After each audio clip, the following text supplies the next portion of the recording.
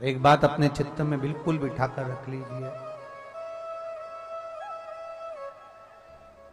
संसार में जिसका जन्म हुआ है,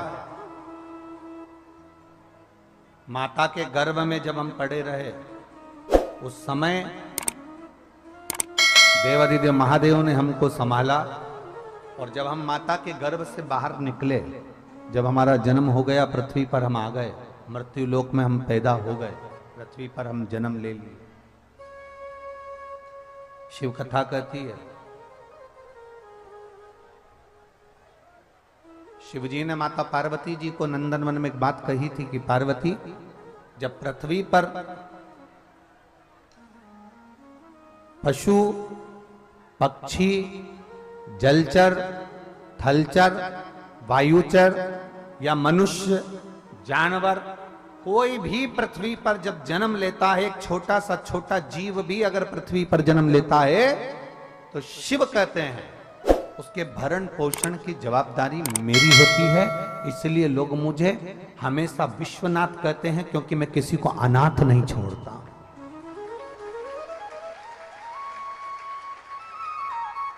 मैं किसी को अनाथ नहीं छोड़ता,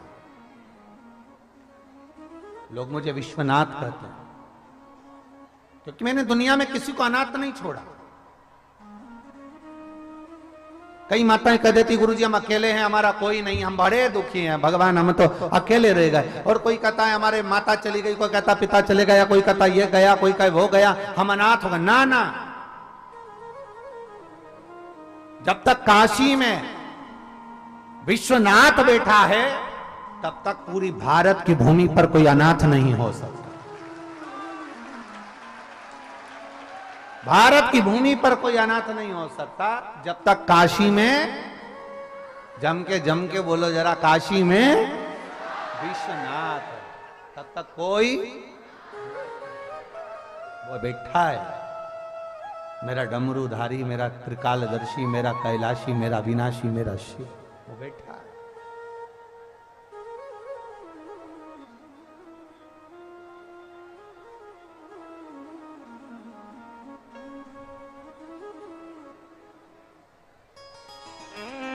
कल हमने आपको कहा था,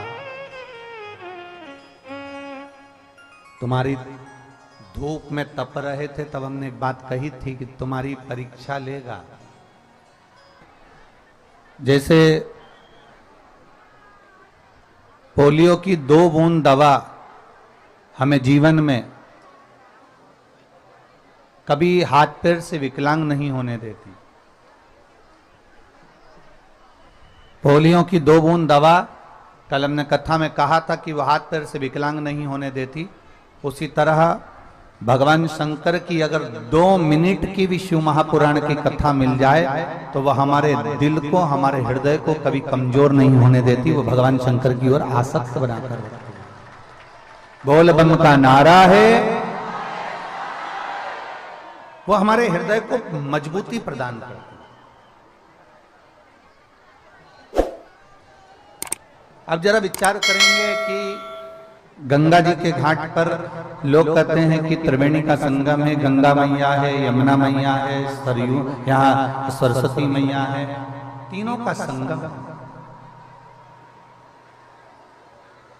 पर शिव महापुराण की कथा कहती है कि यहाँ सबसे बड़ा यदि संगम देखा जाए तो गंगा, यमुना, सरस्वती से बड़ा संगम है यहाँ संतों का संगम, जहाँ संत, साधु, सन्यासी, तपस्वी, साधक, उपासक आज से नहीं, कहाँ सतयुग से त्रेता, त्रेता से द्वापर, द्वापर से कलयुग तक लगातार ये वो प्रयाग की भूमि है, ये वो पवित्र भूमि है त्रिवेणी संगम, जहाँ सतयुग से संत, साधु, सन्यासी, तपस्वी, साधक, उपासक यहाँ तप करते रहे हैं। और आज भी भगवान देवादिदेव महादेव की कृपा, भगवान शंकर की करुणा, भगवान देवादिदेव महादेव की कृपा ऐसी है कि आज भी भगवान शिव की कृपा से माघ महीने में और कुंभ के समय पर यहाँ प्रति वर्ष भगवान शंकर की ऐसी कृपा होती है जिसमें भगवान देवादिदेव महादेव की करुणा से सारे संतों का दर्शन, भजन, कीर्तन और स्मरण और प्रवचन हम सबको प्राप्त होता है। और शंभो शरणे पड़े मांगू घड़ी रे घड़ी दुख काटो दया करी दर्शन आपको। शंभो शरण पड़ी मांगू घड़ी रे घड़ी दुख काटो दया करी दर्शन आपको। शिव कृपा। इस प्रयागराज की भूमि पर केवल आप और हम बैठकर तप नहीं कर रहे, आप सभी को ज्ञात होगा भगवान श्री हरि को, भगवान नारायण को अपना पति बनाने के लिए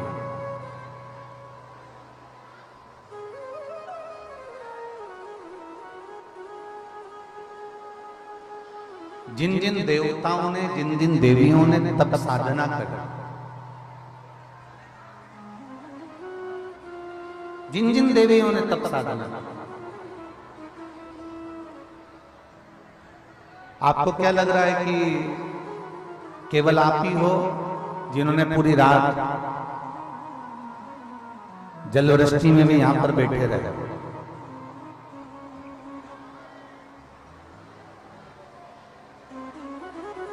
इसी प्रयागराज की भूमि जहां 1000 वर्ष तक भगवान नारायण को अपना पति बनाने के लिए माता यमुना ने घोर तप किया, केवल नारायण को पति बनाने।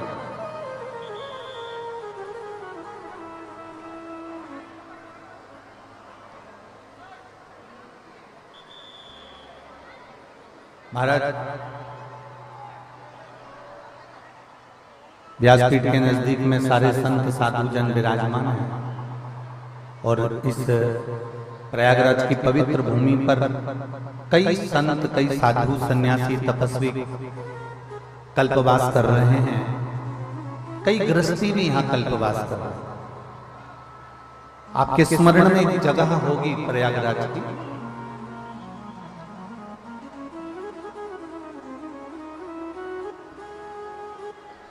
ऐसा तप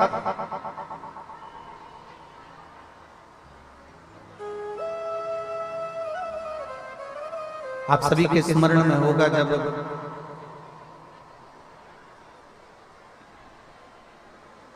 भगवान वामन का अवतार हुआ। और वामन भगवान का जब अवतार हुआ तो 3 नदियां प्रकट हुई वामन अवतार के समय में। कथा पर जरा ध्यान देंगे तो बड़ा आप लोगों जिस भाव से आए हो, इतने बरसते पानी में, इतना पानी के अंदर आप लोग बहुत देर से, जमीन भी गीली है, ऊपर से भी पानी बूंद बूंद टपक रहा है, बारिश हो रही है, पर आप इतना तप करे हो ना तो थोड़ा सा तप और कर कर अपनी पुण्याई को इकट्ठा करो और थोड़ा सा करो।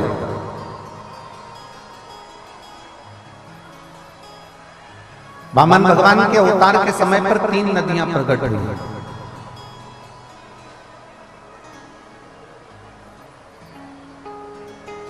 और उसमें से 2 पवित्र नदियां यहां पर हैं। जो 3 नदियां प्रकट हुई उसमें से 2 नदी यहां पर है। जब राजा बलि के दरवाजे पर वामन भगवान भिक्षा मांगने के लिए गए और राजा बलि ने वामन भगवान को संकल्प छोड़ दिया, तब विष्णु पुराण कह रही है, कूर्म पुराण कह रही है, नारद पुराण वर्णन करती है और ब्रह्म वैवर्त पुराण कहती है तब भगवान वामन ने, जिनका शरीर 84 अंगुष्ठ के बराबर था,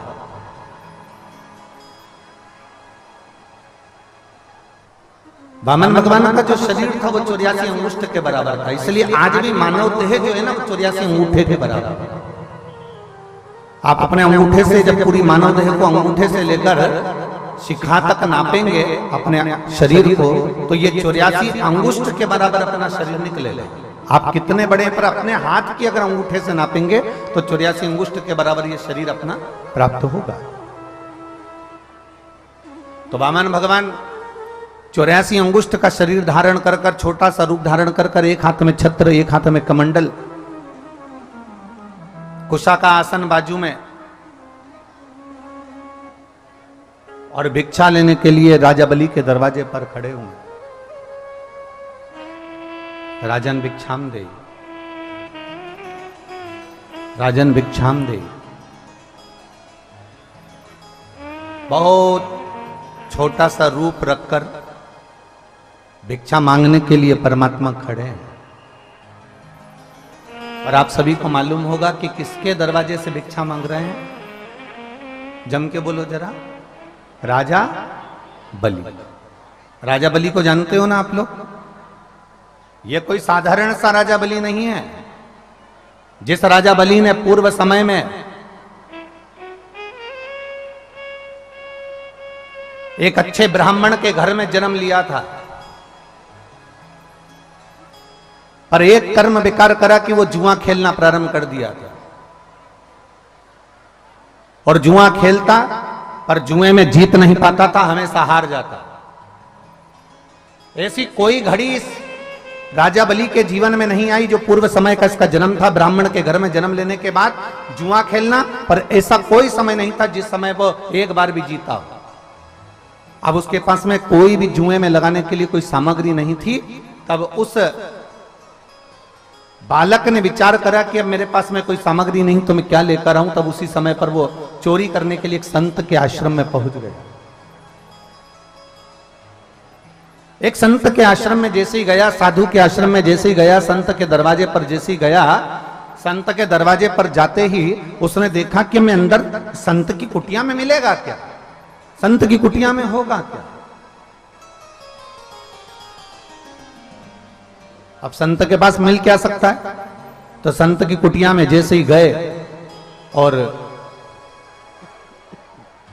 संत की कुटिया में जाकर तुरंत उन्होंने देखा कि यहां से क्या सामान मुझे प्राप्त हो सकता है। तो देखा तो एक कमंडल संत का रखा हुआ था, एक आसन संत का रखा हुआ था, एक छत्र संत का रखा हुआ था। बाहर आवाज नहीं जा रही है। एक संत का कमंडल रखा हुआ है, एक छत्र रखा हुआ है, एक आसन रखा हुआ है, पादुका रखी हुई है। ये सारी सामग्री उस चोर ने विचार कर कर उस सारी सामग्री को चुरा लिया।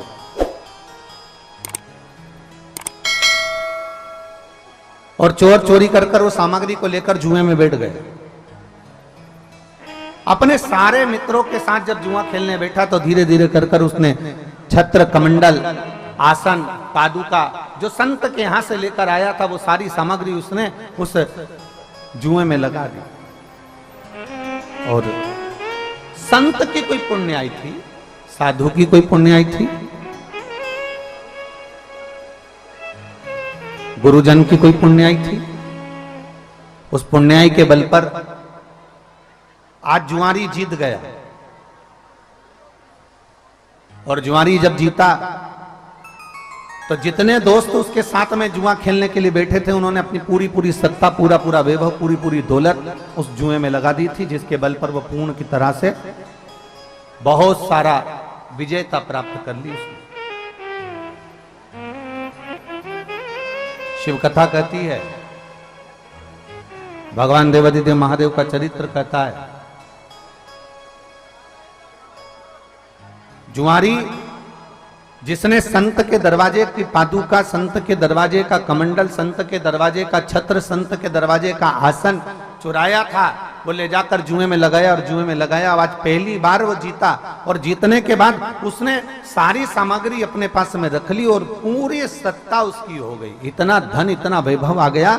शिव महापुराण की कथा कहती है कि इतना वैभव उसके पास में आया, इतना वैभव आया कि वो अरबपति खरबपति बन गया। ढेरों संपदा उसके पास में हो गई, ढेरों वैभव उसके पास में हो गया, ढेरों वैभव उसके पास। अब वैभव तो एकत्रित हो गया। हमने पहले भी कथा में कहा है, जब धन बढ़ता है, संपदा बढ़ती है, जब धन और संपदा दोनों बढ़ती है, तो हम पहले भी कथा में कह चुके हैं कि 3 मित्र आपके बढ़ जाते हैं। संपदा बढ़ने पर 3 मित्र आपके बढ़ जाते हैं। पहले नंबर का ताली मित्र, आपकी प्रशंसा करने वाला बढ़ जाता है। दूसरे नंबर पर थाली मित्र, होटल में खिलाने वाला बढ़ जाता है। और तीसरे नंबर पर प्याली मित्र, मैं खाने में पिलाने वाला बढ़ जाता है। संपदा बढ़ी कि ये 3 अपने आप बढ़ जाते हैं, आपको ढूंढना नहीं पड़ता इनको। संपदा बढ़ने पर आपको ताली मित्र, प्रशंसा करने वाले बहुत मिलेंगे। वाह वाह महाराज, बहुत बढ़िया, बहुत बढ़िया, बहुत जोरदार, करे जाओ, ये वो, प्रशंसा करने वाले बहुत मिलेंगे। दूसरे नंबर पर थाली मित्र, होटल में खिलाने वाले बहुत मिलेंगे। जैसे जैसे धन बढ़ जाएगा, ऐसे ऐसे मित्र मिल जाएंगे जो आपको होटल में ले जाकर बिठा देंगे। धीरे धीरे आपको होटल का चस्का लगा देंगे, गलत कार्य में लगा देंगे। उसके बाद आपके धन को पूरा की पूरा जीन जाएंगे। और तीसरे नंबर पर है प्याली मित्र, आपको पीना भी याद नहीं होगा, पर आपके जो मित्र होंगे, जो आपका धन देखकर आपके मित्र बन जाएंगे, वो आपको पीने में लगा देंगे और पूरा बर्बाद कर देंगे। अब ये जुआरी जीत तो गया, धन तो आ गया, पर इसने वेश्या का संग कर लिया, मदिरा का नशा कर लिया। वेश्या को अपना बनाने के लिए बहुत प्रयास करा। एक दिन वेश्या ने कहा, आज मेरा मन कर रहा है कि मेरे बालों में लगाने के लिए मुझे गजरा चाहिए, मुझे मेरे बालों में लगाना है, मुझे गजरा चाहिए। तो जुआरी ने कहा, ठीक है, मैं तुम्हारे लिए गजरा लेकर आऊं। उसने कहा, मुझे मेरे गजरे के साथ में खाने के लिए मुझे बीड़ा चाहिए, पान चाहिए, मैं तुम्हारे लिए पान बीड़ा लेकर आऊं। आज जुआरी नशे में धुत होकर गजरा और बीड़ा लेकर चला। बीच में राह में ठोकर लग जाती है और ठोकर लगते से नीचे गिर जाता है। जब नीचे गिरा, गजरा और बीड़ा दोनों की दोनों जमीन पर रज में मिट्टी में हो जाता है। मिट्टी में हो गया, बेहोशी में गिर गया। थोड़ी देर बाद इसको होश आया। होश आने के बाद इसने सोचा कि मुझे वेश्या के घर जाना है, पर गजरा और बीड़ा तो मिट्टी में हो गया। अगर मैं वेश्या को ये मिट्टी का सामान दूंगा तो वेश्या मुझसे प्रसन्न नहीं होगी। अब मैं करूं तो करूं क्या? सामने एक शिवालय था, जहां वो गिरकर पड़ा था उसके ठीक सामने एक शिवालय था। शंकर का एक ओटला था। उस शिवालय पर केवल शंकर जी की एक शिवलिंग रखी हुई थी। और इस जुआरी ने विचार करा, मेरे बीड़े में और गजरे में इस शंकर ने नियत लगा दी है, इसमें इन्होंने नजर लगा दी है, इसलिए ये गिर गया। उसने बीड़ा और गजरा उठाया और शंकर के मंदिर में फेंक दिया। शिव के मंदिर में उसे फेंका। महाराज, शिव के मंदिर में जब गजरा और बीड़ा फेंका, चले गया। 8 महीने पूरे हुए और इसके प्राण छूट गए। प्राण छूटने के बाद ये यम की कैद में पड़ गया।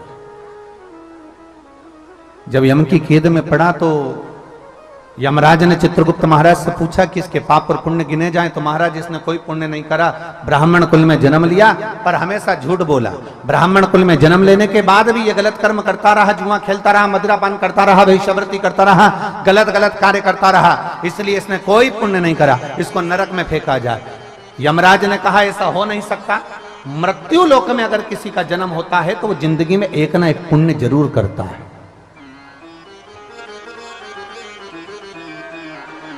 कोई संसार में ऐसा जन्मा नहीं है, कोई संसार में ऐसा नहीं जन्मा जिसने मृत्यु लोक में जन्म लेने के बाद कोई पुण्य नहीं करा। इसने जरूर कोई पुण्य करा होगा। जरा देखो कि पुण्य करा तो करा कौन सा पुण्य किया।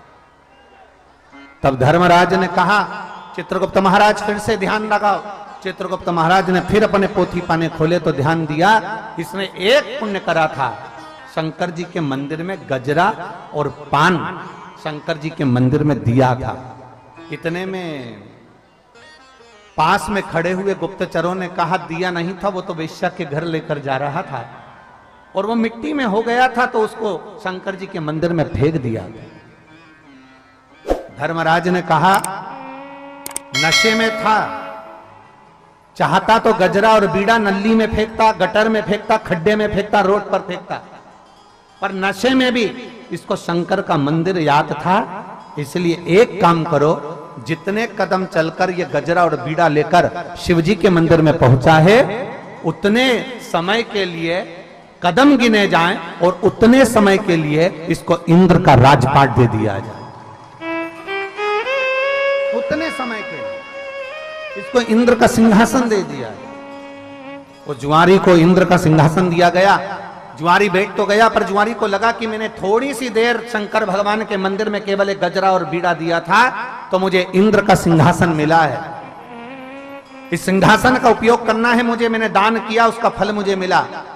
तब उस जुआरी ने विचार करा, इंद्र के सिंहासन पर बैठकर ताली बजाकर अप्सराओं को बुलाया, दान कर दिया, ऐरावत को बुलाया, दान कर दिया। जितना इंद्र के राज्य में, राजकोष में जितना वैभव था, सारे के सारा ले जाकर दान कर दिया।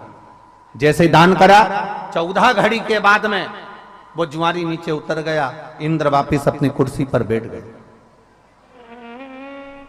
जब इंद्र अपनी कुर्सी पर बैठे, उन्होंने अप्सराओं को बुलाया तो अप्सरा नहीं आती, ऐरावत को बुलाया तो ऐरावत नहीं आता, राजकोष देखा तो पूरा खाली था। इंद्र दौड़कर भगवान नारायण के पास पहुंचे, श्री हरि के पास पहुंचकर कहा, बाबा बड़ा गजब करा, इस जुआरी ने तो मुझे बर्बाद कर दिया, मेरे राजकोष को पूरा नष्ट कर दिया, सब कुछ दान कर दिया। भगवान नारायण ने कहा, रे इंद्र, तू इतने सालों से कुर्सी पर बैठा था, जो तू नहीं कर पाया इतने सालों में, वो 14 घड़ी बैठकर अपनी कुर्सी का सदुपयोग कर कर सब कुछ अच्छा कर कर चले गया। सही सत्ताधारी, सही कुर्सीधारी ऐसा ही होता है, जब अपनी कुर्सी पर बैठता है तो अपने देश और प्रदेश को बचाने का ही प्रयास करता है। सही सत्ताधारी होगा, वो बचाने का प्रयास करेगा। हमने कल कथा में एक बात कही थी, आप लोगों के स्मरण में होगी, कि कुर्सी मिल जाए, पद मिल जाए, प्रतिष्ठा मिल जाए, आप अच्छे ओहदे पर पहुंच जाएं, तो सबसे ज्यादा जरूरी होती है आपकी नम्रता, आपकी विनम्रता, बहुत जरूरी।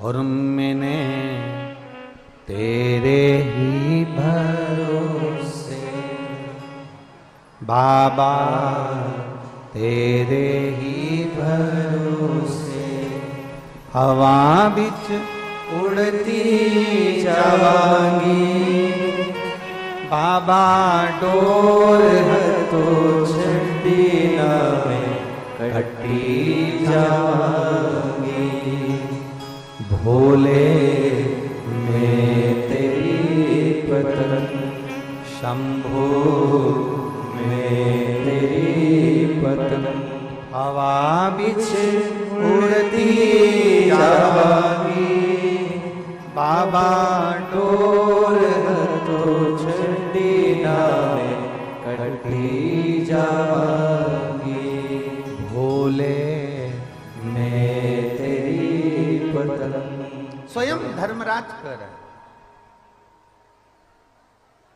स्वयं धर्मराज कह रहे हैं कि इसने जितने कदम शिव के मंदिर तक ये गया है, जितने कदम चलकर ये शिवालय तक पहुंचा है, उतने कदम के लिए, उतने क्षण के लिए, उतनी घड़ी के लिए, उतने पल के लिए इसको इंद्र का सिंहासन दे दिया। आप लोग जाते हो शिव मंदिर? जम के तो बोलो जरा। आप सब अगर शिव मंदिर जाते हो तो जरा विचार करिएगा, वो जुआरी 14 कदम चलकर शिव मंदिर तक गया तो 14 घड़ी के लिए उसको इंद्र का सिंहासन दे दिया। अगर आप रोज देवाधिदेव महादेव के दरवाजे तक जाते हो तो क्या मेरा महादेव आपकी झोली खुशियों से नहीं भरेगा? आप रोज जाते हो, तेरे मंदिर में आना मेरा काम है और मेरी बिगड़ी बनाना, अगर हम उसके दरवाजे तक जा रहे हैं तो वो क्यों ना हमारे संभाले।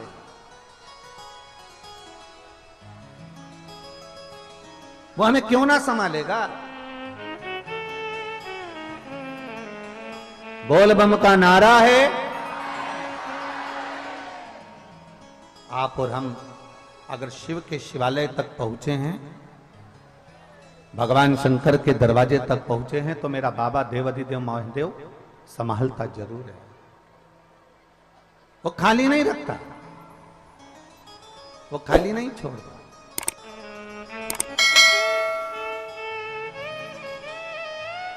तेरे दरबार की बाबा निराली शान देखिए, तेरे दरबार की बाबा निराली शान देखिए, तुझे देते नहीं देखा हर झोली भरी देखी है, मुख दुनिया मोड़ेगी बाबा मुखड़ा मोड़, मुख दुनिया मोड़ेगी बाबा तू खेड़ा लगी परीती बाबा तू वेना। हम शिव के भरोसे, हम शंकर के भरोसे, हम शिव के आश्रित होकर आए, शिव के आश्रित। मेरी जीजियों,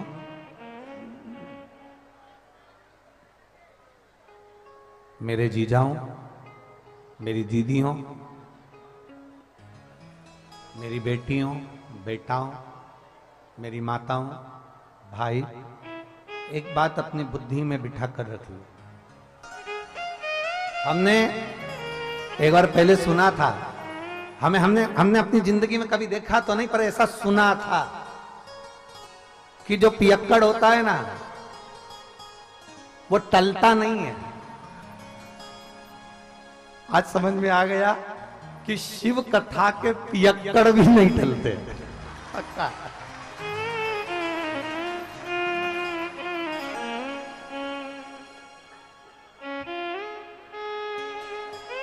प्रशासन के अधिकारी कह रहे थे कि आज बहुत पानी गिरा है, अब गुरुजी नहीं आएंगे हो, तो इन सब से कह दिया जाए कि ये सब अपने घर जाए।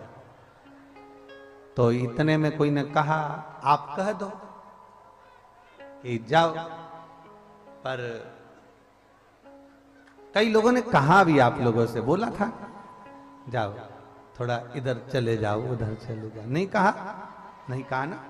कितने अच्छा भाव है देखो अब, और कहे सो जाओ तो कोई तुम जाने वाले हो है?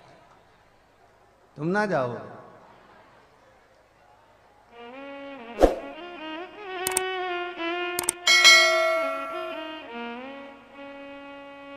इंद्रदेव को भी समझ में आ गई है,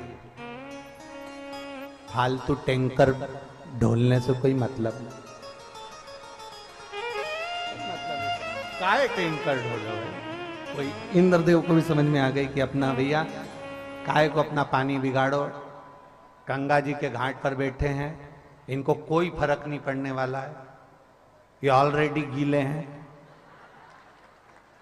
ऊपर से और गीला करके क्या करना अपने को। तो उन्होंने तुरंत वरुण देव, गरुण देव सबको आमंत्रित कर कर कह दिया आप थोड़ा शांति बरत लो, ये बड़े बहुत ऊंचे क्वालिटी के पियक्कड़ है, ये नहीं टलेंगे। और बस हम तो इतना सा कहेंगे आपसे, आप जैसे प्रयागराज की भूमि पर इतना पानी गिरने के बाद भी किसी के कहने से आप टले नहीं हो, उसी तरह आपके घर के नजदीक में, आपके घर के पास में जो शिवालय हो वहां एक लोटा जल रोज चढ़ाओ, भगवान भी तुम्हारे दरवाजे पर कभी टलेगा नहीं, तुम्हारे दरवाजे पर आएगा, खड़ा रहे कोई तुम्हारे दरवाजे। आज आप लोगों की तप साधना देखकर हमको बहुत बहुत अच्छा लगा, क्योंकि इस प्रयागराज की भूमि पर केवल आप गीले होकर तप साधना नहीं करे हो, आप धूप में बैठकर तप साधना नहीं करे हो, आप ठंड में बैठकर तप साधना नहीं करे हो। इस प्रयागराज की भूमि पर जो हमने दर्शन किया, जो हमारे पुराणों ने बताया, जो हमारे शास्त्रों ने बताया, वो जुआरी ने शिव जी के मंदिर में एक गजरा और बीड़ा पटका था, तो भगवान नारायण ने आकर उस जुआरी के सामने कह दिया था कि तूने ऐसा दान करा कि मेरा मन करता है कि मैं तेरे दरवाजे पर भिक्षा मांगने आऊंगा। पृथ्वी पर तू राजा बलि बनेगा और मैं तेरे दरवाजे पर वामन भगवान बनकर भिक्षा मांगूंगा। मैं स्वयं तेरे दरवाजे पर आकर भिक्षा मांगूंगा, तू साधारण नहीं है। राजा बलि बना दिया, दरवाजे पर भिक्षा मांगने वामन भगवान पहुंच गए। जब भिक्षा मांगने के लिए पहुंचे तो पृथ्वी को नापते समय 3 चरण भगवान ने उठाना प्रयास किया और पृथ्वी नापी एक में, दूजे में आकाश। जब नापने के लिए जैसे ही चरण उठाने लगे तो उनका चरण जब पताल में गया, पताल में जाते से उनके पांव के नख से भूमि खरोची और खरोचने से एक नदी प्रकट हो गई, जो कालिंदगिरी पर्वत पर जाकर प्रगटी, जिसका नाम यमुना हुआ। कौन सी नदी थी? यमुना। वो यमुना कालिंदगिरी पर्वत पर प्रकट हो गई, पर यमुना ने सबसे पहले कालिंदगिरी पर्वत पर प्रकट होने से पहले यमुना सबसे पहले गौलोक धाम में गई और गौलोक धाम में जाकर कालिंदगिरी बाबा को नमन कर कर कहती है मुझे एक बार गौलोक धाम जाना है। तो गौलोक धाम में जाकर तुम करोगी क्या यमुना? यमुना जी कहती है मुझे केवल जिस परमात्मा ने मुझे पृथ्वी पर प्रकट करा, जिस परमात्मा के चरण के नख से मैं प्रकट हुई हूं, उस परमात्मा का मुझे दर्शन करना। यमुना गौलोक धाम? हाँ प्रभु, गौलोक धाम। यमुना जी सीधे गोलोक धाम पर गई तो गोलोक धाम पर जाकर यमुना जी क्या देखती हैं कि मां भगवान कृष्ण राधा जी के संग में विराजमान है। भगवान कृष्ण राधा जी के साथ विराजमान,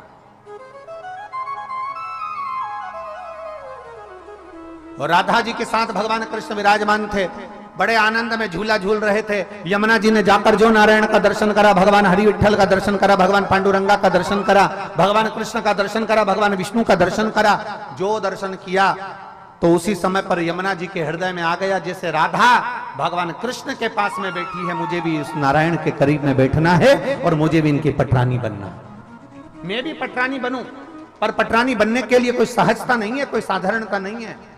शिव महापुराण की कथा कहती है भगवान के करीब में जाने के लिए दुनिया तरसती है, पर भगवान अपने करीब में उसी को बुलाता है जिसको उसे दूसरी बार जन्म नहीं देना होता, अपना बना लेना होता।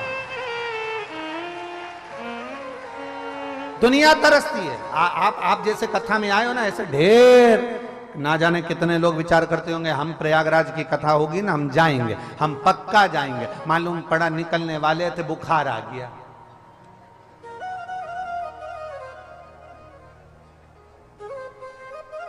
आप लोग भी आए होगे ना, आपसे भी 2-4 लोगों ने तो कहा ही होगा मोहल्ले के, मालूम है सीवर वाला मारा जा रहा है सतुआ बाबा जी के यहां। अच्छा, अपन एक काम करेंगे, सब चलेंगे। बोलो बोलो, सही है कि गलत है? सब चलेंगे। ग्रुप बना था 15 लोगों का, आए 5, 10 कहां गए? घर रह गए। घर नहीं रह गए, पूरे बगीचे में इतने सारे फूल लगे होते हैं, आपको क्या पूरे फूल पसंद आते हैं? 2-4 फूल अच्छे पसंद आते हैं जिसको तुम तोड़ना चाहते हो, उसी तरह मेरे भोले बाबा को जो पसंद आता है उसी को शिव महापुराण की कथा तक बुलाता, तो बुलाता ही नहीं है।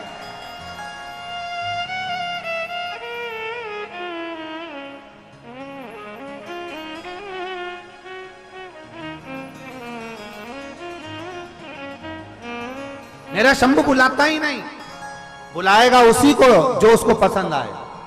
आप अगर यहां बैठे हो, कथा के पंडाल में बैठे हो, कथा के मंडप में बैठे हो, आप अगर प्रयागराज की पवित्र धरा पर बैठकर शिव महापुराण की कथा सुन रहे हो, और जितने लोग आस्था चैनल पर टीवी के माध्यम से, मोबाइल के माध्यम से, यूट्यूब फेसबुक के माध्यम से, जितने इस विश्व में सभी सनातनी जिस पवित्र शिव महापुराण की कथा को माघ मेले से श्रवण कर रहे हैं, 2 दिवसीय कथा को, आप समझ कर बैठना कि आप भगवान शंकर के पूर्व से रिश्तेदार थे और अब पक्के रिश्तेदार बन चुके हैं, अब पक्के रिश्तेदार। इसलिए सारी समस्या का हल, और वो एक लोटा दे